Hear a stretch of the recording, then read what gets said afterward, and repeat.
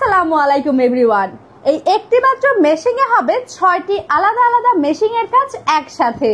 Kitchen বাজার থেকে চলে এলাম সোকানি 6-in-1 ওয়ান্ডার চপার নিয়ে। রান্না বান্নার কাজকে অনেক দ্রুত, সহজ এবং আরামদায়ক করতে এই মেশিনটি একটি সুপার ডুপার প্রোডাক্ট, যেটা আমি রেগুলার ব্যবহার করছি এবং আমার রান্না বান্নার কাজ অনেক সহজ হয়ে গিয়েছে। এই মেশিনটির সাথে রয়েছে বিভিন্ন ধরনের আলাদা আলাদা পার্টস, যেগুলো দিয়ে আপনারা বিভিন্ন ধরনের কাজ করতে পারবেন, যেমন সবজি স্লাইস, কুচি, মাংসের কিমা, আটার ডো, মশলার পেস্ট, রসুনের খোসা ছাড়ানো সবকিছু হবে। এই চপার মেশিনটার বডি রয়েছে স্টেইনলেস স্টিল এবং এটার ধারণ ক্ষমতা 3 লিটার। দেখতেই পাচ্ছেন আমি এতগুলো পেঁয়াজ একদম সেকেন্ডের ভিতরে কুচি করে ফেলেছি। এটা সবজি কাটা সব থেকে ইজি। এই যে দেখুন কতটা চিকন করে কেটে ফেলেছি।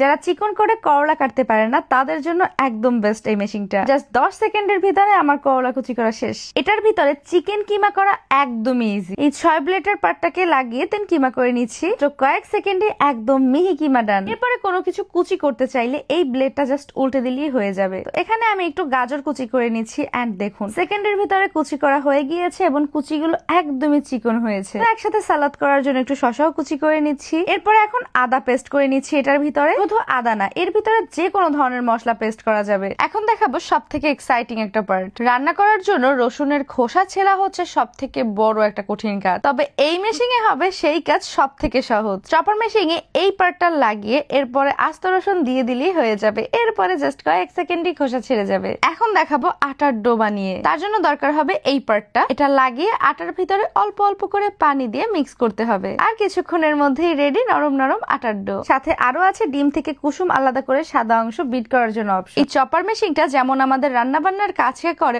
অনেক দ্রুত, তেমন আমাদের কাজও কমিয়ে দেয়। তাই দেরি না করে আপনার রান্নার কাজকে সহজ করতে আজই কিচেন বাজার থেকে অর্ডার করে ফেলুন আমাদের এই চপার মেশিনটি।